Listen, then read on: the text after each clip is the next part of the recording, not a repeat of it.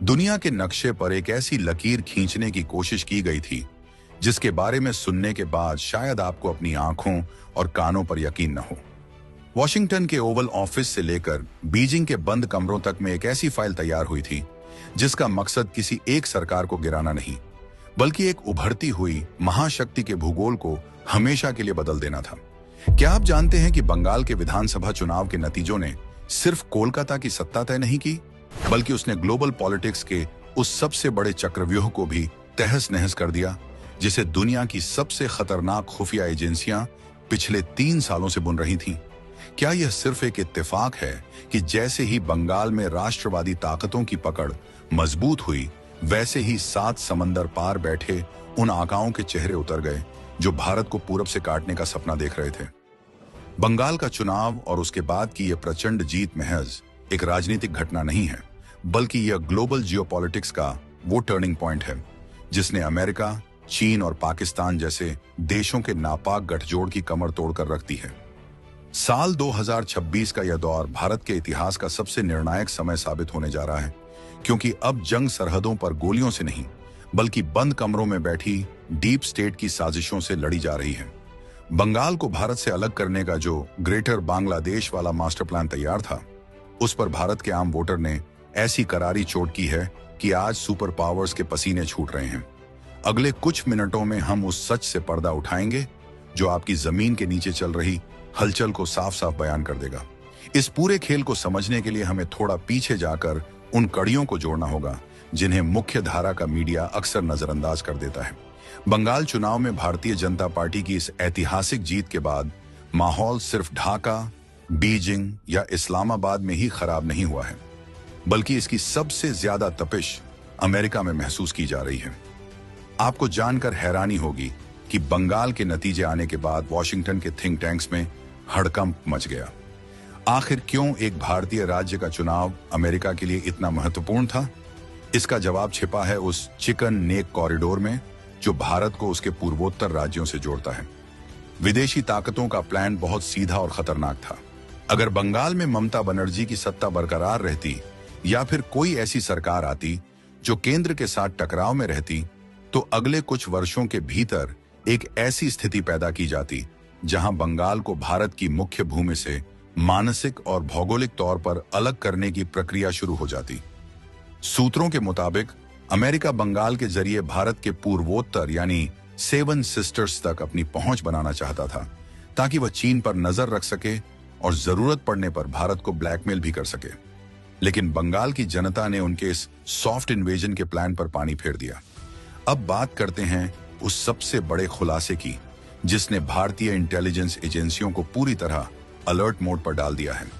पूर्वोत्तर भारत के जंगलों और संवेदनशील इलाकों से हाल ही में एक ऐसी गिरफ्तारी हुई है जिसने दुनिया भर की जासूसी दुनिया में भूचाल ला दिया। यह गिरफ्तारी थी CIA यानी सेंट्रल इंटेलिजेंस एजेंसी के एक टॉप लेवल के एजेंट की। सवाल उठता है कि अमेरिका का एक जासूस भारत के उस हिस्से में क्या कर रहा था जहां की सीमाएं म्यांमार, बांग्लादेश और चीन से लगती हैं। रिपोर्ट्स बताती हैं कि यह जासूस स्थानीय अलगाववादी गुटों को फंड मुहैया कराने और उन्हें आधुनिक हथियारों की ट्रेनिंग देने के मिशन पर था। मकसद साफ था, जैसे ही बंगाल में राजनीतिक अस्थिरता पैदा हो, वैसे ही पूर्वोत्तर को अशांत कर दिया जाए। लेकिन भारत की खुफिया एजेंसियों ने समय रहते इस नेटवर्क को ध्वस्त कर दिया। इस गिरफ्तारी ने अमेरिका के उस चेहरे को बेनकाब कर दिया है जो खुद को हमारा सबसे बड़ा रणनीतिक साझेदार कहता है, लेकिन पर्दे के पीछे से भारत के टुकड़े करने की साजिशों को खाद पानी दे रहा है। इसी दौरान मिडिल ईस्ट से एक ऐसी खबर आई जिसने सबको चौंका दिया। पिछले कई महीनों से ईरान और इजराइल के बीच जिस बड़े युद्ध की आशंका जताई जा रही थी, वह अचानक से ठंडे बस्ते में डाल दी गई। आपको क्या लगता है, क्या अमेरिका को अचानक शांति से प्यार हो गया है? बिल्कुल नहीं। असल में अमेरिका ने ईरान के मसले को इसलिए पीछे धकेला है क्योंकि उसके निशाने पर अब सबसे ऊपर भारत आ चुका है। अंतर्राष्ट्रीय राजनीति का एक पुराना नियम है, दुश्मन का दुश्मन दोस्त होता है, और इसी नियम के तहत आज एक ऐसा अपवित्र गठबंधन बना है जिसकी कल्पना कुछ साल पहले तक नामुमकिन थी। दुनिया के 2 सबसे बड़े प्रतिद्वंद्वी अमेरिका और चीन आज भारत को रोकने के लिए एक साथ आ चुके हैं। ये बात तब और पुख्ता हो गई जब डोनाल्ड ट्रंप ने हाल ही में चीन की एक गोपनीय यात्रा की। जिस चीन को ट्रंप अपनी रैलियों में कोसते नहीं थकते थे, उसी के साथ आज वे हाथ मिला रहे हैं। आखिर क्यों? क्योंकि भारत की बढ़ती आर्थिक और सैन्य शक्ति इन दोनों देशों के वर्चस्व के लिए खतरा बन गई है। ट्रंप की चीन यात्रा और उसके तुरंत बाद चीन का भारत में होने वाली ब्रिक्स समिट से किनारा कर लेना, यह साबित करता है कि भारत के खिलाफ एक ग्लोबल घेराबंदी शुरू हो चुकी है। इतना ही नहीं, रूस की तरफ से आ रहे गैस टैंकरों को जिस तरह से वापस लौटाया गया और जिस तरह से ग्लोबल सप्लाई चेन में भारत को अलग थलग करने की कोशिशें हो रही हैं, वह किसी बड़े खतरे की आहट है। रूस यूक्रेन संघर्ष के बीच भारत ने जिस तरह से अपनी स्वतंत्र विदेश नीति बनाए रखी, वह पश्चिमी देशों को रास नहीं आ रही है। उन्हें एक ऐसा भारत चाहिए जो उनके इशारों पर नाचे, लेकिन मोदी सरकार के नेतृत्व वाला भारत अपनी शर्तों पर दुनिया से बात कर रहा है। यही वजह है कि अब भारत को आर्थिक रूप से कमजोर करने के लिए चारों तरफ से हमले शुरू हो गए हैं। प्रधानमंत्री नरेंद्र मोदी ने हाल ही में देशवासियों से जो भावुक और सख्त अपील की है, वह बस यूं ही नहीं है। मोदी जी का यह कहना कि अगले 1 साल तक सोना न खरीदें, पेट्रोल डीजल बचाएं और विदेशी सामान का बहिष्कार करें, यह किसी बड़े इंटेलिजेंस अलर्ट के बाद लिया गया फैसला जान पड़ता है।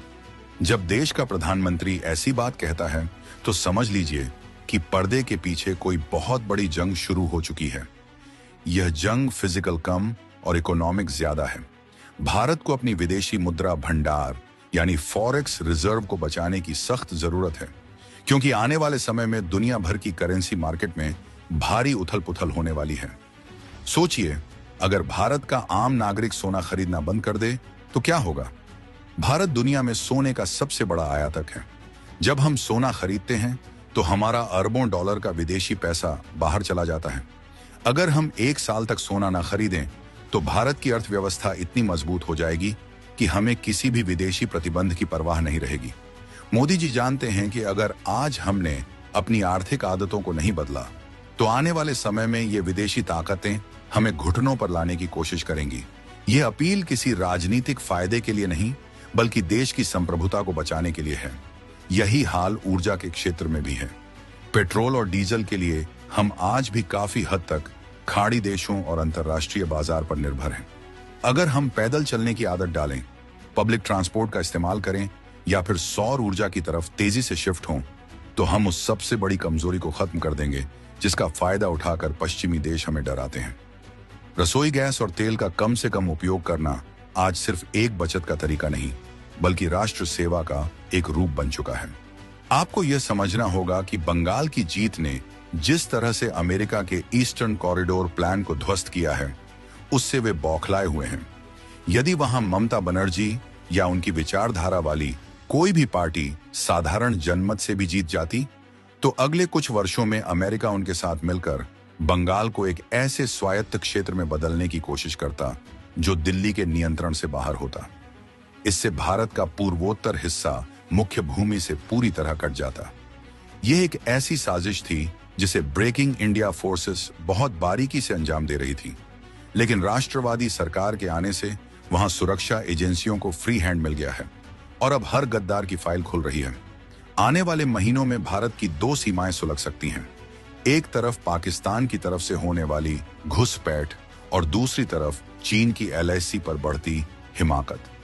लेकिन इस बार खतरा सिर्फ सरहद पर नहीं है, खतरा हमारे शहरों के भीतर उन स्लीपर सेल्स से भी है जो विदेशी फंडिंग के दम पर अराजकता फैलाने की फिराक में हैं। इसीलिए मोदी जी ने हर देशवासी से एक सैनिक की तरह व्यवहार करने की अपील की है। जब आप एक माचिस की तीली भी विदेशी खरीदते हैं, तो आप अनजाने में उस दुश्मन की मदद कर रहे होते हैं जो आपके देश को अस्थिर करना चाहता है। कल्पना कीजिए कि अगर कल को भारत पर कोई बड़ा आर्थिक प्रतिबंध लगा दिया जाए, तो क्या हम तैयार हैं? रूस ने तो झेल लिया क्योंकि उसके पास प्राकृतिक संसाधनों का भंडार है, लेकिन भारत के लिए यह चुनौती बड़ी होगी। इसीलिए आज आत्मनिर्भर भारत का नारा सिर्फ एक स्लोगन नहीं, बल्कि हमारा रक्षा कवच है। हमें अपनी निर्भरता हर उस चीज से खत्म करनी होगी जो हमें कमजोर बनाती है। क्या आप जानते हैं कि आपके लॉकर में रखा सोना बैंक में जमा करवाने की अपील क्यों की जा रही है? क्योंकि वह सोना जब सर्कुलेशन में आएगा तो वह भारत की करेंसी को दुनिया की सबसे मजबूत करेंसी बना देगा। भारत के खिलाफ इस समय जो साजिश रची जा रही है, उसमें डिजिटल मीडिया और सोशल मीडिया का भी बड़ा रोल है। प्रोपेगेंडा के जरिए लोगों के मन में अपनी ही सरकार और सेना के खिलाफ जहर भरा जा रहा है। विदेशी एजेंसियां करोड़ों डॉलर खर्च कर रही हैं ताकि भारत के भीतर गृह युद्ध जैसी स्थिति पैदा की जा सके। लेकिन उन्हें यह नहीं पता कि 2026 का यह भारत अब जाग चुका है। बंगाल से उठी यह राष्ट्रवादी लहर अब पूरे देश को एक सूत्र में पिरो रही है। जो लोग यह सोच रहे थे कि वे भारत के टुकड़े कर देंगे, उन्हें अब अपनी खैर मनानी चाहिए। अगला एक साल भारत के भविष्य के लिए सबसे महत्वपूर्ण है। मोदी जी के हर शब्द के पीछे एक गहरा अर्थ छिपा है। जब वे कहते हैं कि सहयोग करें, तो इसका मतलब है कि वे जानते हैं कि आने वाला तूफान कितना बड़ा है। हमें अपनी लाइफस्टाइल को बदलना होगा। विलासिता की वस्तुओं से ज्यादा हमें अपनी बुनियादी जरूरतों और देश की सुरक्षा पर ध्यान देना होगा। याद रखिए, जब देश सुरक्षित रहेगा, तभी आपका घर और आपकी जमा पूंजी सुरक्षित रहेगी। क्या हम एक साल के लिए अपनी सुख सुविधाओं का त्याग नहीं कर सकते? चीन और अमेरिका का यह गठजोड़ भले ही कितना भी ताकतवर क्यों न दिखे, लेकिन भारत के 140 करोड़ लोगों की इच्छा शक्ति के सामने यह कुछ भी नहीं है। रूस के साथ हमारे संबंध आज भी रणनीतिक तौर पर मजबूत हैं, लेकिन हमें यह नहीं भूलना चाहिए कि अंतर्राष्ट्रीय राजनीति में कोई स्थायी दोस्त या दुश्मन नहीं होता। हमें अपनी लड़ाई खुद लड़नी होगी। रूस के गैस टैंकरों को वापस लौटाना इस बात का संकेत था कि भारत अब किसी के दबाव में आकर अपनी ऊर्जा नीति तय नहीं करेगा। हम आत्मनिर्भर बन रहे हैं और यही बात दुनिया को चुभ रही है।